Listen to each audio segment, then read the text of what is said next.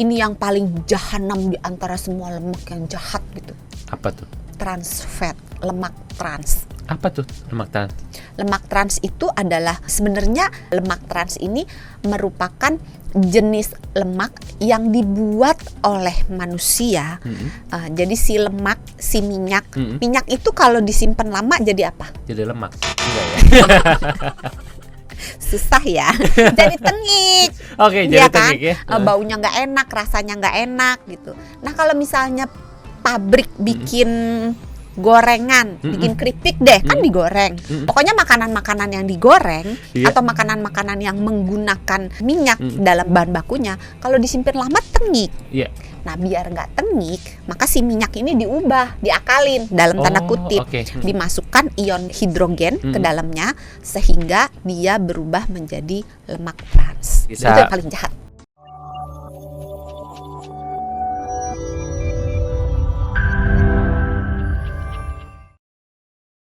Ini kalau misalnya lemak di dalam tubuh kita berlebih, Dok, ini sebenarnya apa sih yang terjadi dan apa bahayanya?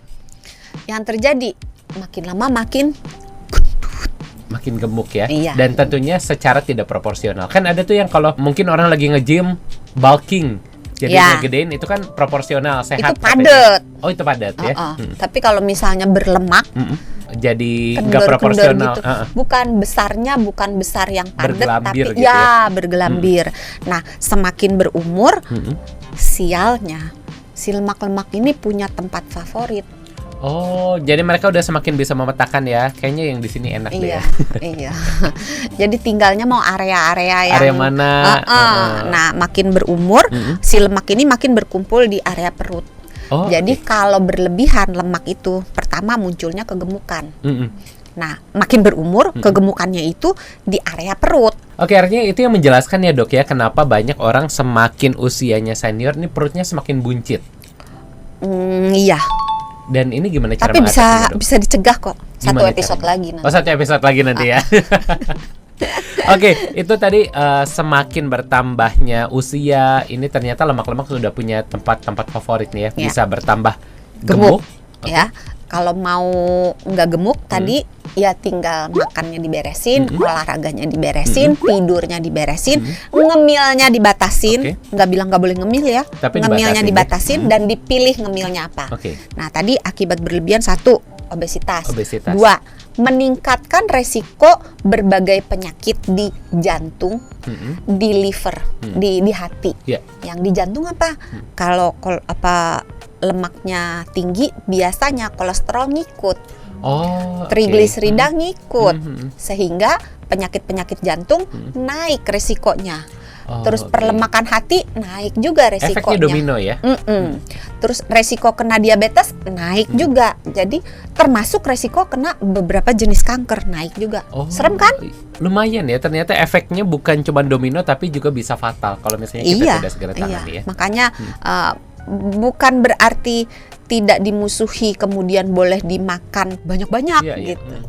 Oke. Tadi selain obesitas, lalu juga bisa meningkatkan beberapa resiko penyakit, masih ada nggak resiko lainnya, Dok? Kalau misalnya hamil, bisa mengganggu kehamilan. Terus bisa juga mengganggu keseimbangan hormon.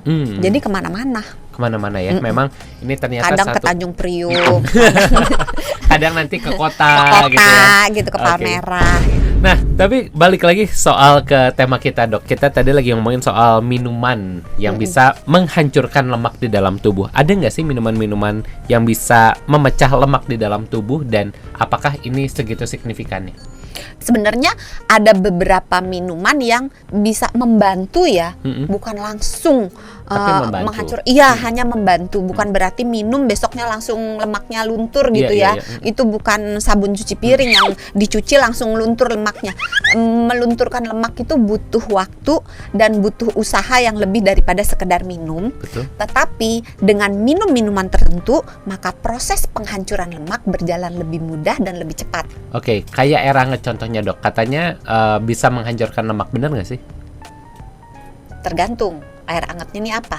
Kalau isinya teh, jadi minuman yang ada kafeinnya, misalnya teh, kopi. green tea, kopi itu bisa meningkatkan metabolisme. Kalau metabolisme kita meningkat, maka otomatis pembakaran lemak akan meningkat. Tapi nggak cuman minuman yang ada kafeinnya, tapi juga minuman teh herbal misalnya. Bisa bedain nggak teh herbal sama teh? Teh herbal kayak krisantimum gitu bukan? Beda ya? Ya kurang lebih kayak gitu. Iya, yang bunga-bunga gitu ya. Yang terbuat, jadi kalau teh terbuat dari daun teh. Tapi kalau teh herbal, teh yang terbuat dari bukan daun teh. Misalnya jahe.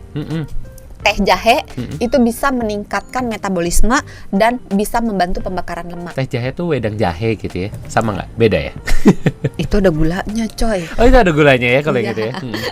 Tapi kalau wedang, ada nggak sih wedang yang nggak ada gula ya? Ada nggak sih wedang yang nggak ada gula? Nggak, biasanya ada gula batu gitu dia kalau wedang. Kalau gitu bikin sendiri ya. Campuran, jahe. Karena jahe bisa berfungsi untuk meningkatkan metabolisme. Kayu manis juga bisa, biji pala juga bisa, kunyit juga bisa. Jadi banyak rempah-rempah yang ada di dapur ibu kita. Itu yang bisa membantu kita meningkatkan metabolisme dan membakar lemak. Bikinnya gampang lagi. Gampang ya. Teh jahe, cuman jahe dipotong-potong gitu ya, terus seduh atau direbus. Kalau nggak mau dipotong, digeprek bisa nggak sih dok? Bisa ya? Tapi pasti dia ntar pakai cabe. Kalau digeprek kan mintanya cabe ya. Ada ayam geprek, ada telur geprek, ada jahe geprek. Ya, level berapa dok? 10 gimana? 10 ya. Biar kita doer gitu. Abis itu bolak-balik ke toilet ya. Atas bawah pedes nanti. Iya bener. Terus bisa juga air jeruk nipis atau jeruk lemon, itu juga bisa membantu kita membakar lemak. Dan intinya yang hangat ini lebih membantu, tapi tadi juga beberapa jeruk nipis ini juga bisa membantu untuk pembakaran lemak di dalam lemon tubuh. Juga bisa. Lemon gitu ya. Tapi jangan ada tambahannya ya. Biasa kan kalau original aja ya, jangan ditambah susu, jangan ditambah gula gitu ya. Madu, gula, susu itu nggak usah. Nggak usah, original aja. Ada lagi dok San tambahannya? Sebetulnya ada yang lagi trending. Apa tuh dok? Itu cuka apel. Cuka apel ini bentuknya kayak apa sih dok? Kayak cairan, cuka pada umumnya? Iya kayak cuka gitu, tapi ada judulnya.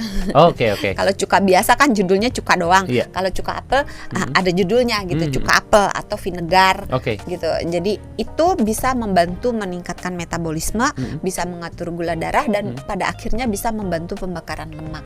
Tapi ini cara konsumsinya gimana dok? Tapi karena air jeruk nipis, air lemon, cuka apel sifatnya asam karena pH-nya sangat rendah, maka ketika kita ingin mengkonsumsi hal-hal tersebut itu harus ada beberapa tipsnya. Yang pertama, diencerkan. Diencerkan boleh pakai air putih, mau pakai teh, mau pakai kuah juga enak. Jadi masakan dong ya. Lah, kalau jeruk nipis kan pakai kuah baso gitu kan. Soto gitu ya. Iya, gitu. Kita jadi kemana-mana gitu ya. Terus minumnya itu kalau seandainya yang ditakutkan itu kalau asam kan mengganggu gigi ya, merusak enamel gigi, terus membuat gusi itu cepet turun gitu. Jadi salah satu cara untuk ngakalinnya minumnya pakai sedotan. Supaya jadi dia nggak nyentuh, ya? jadi glek langsung turun gitu. Soalnya kalau mau pakai corong agak susah gitu. Agak susah ya. Kalau nggak ditenggakin sama temennya langsung gitu ya.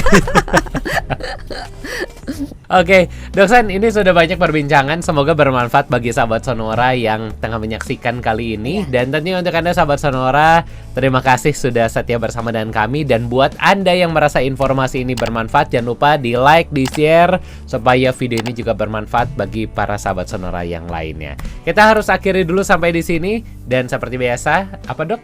Sehat itu mudah, sehat itu murah. Bye.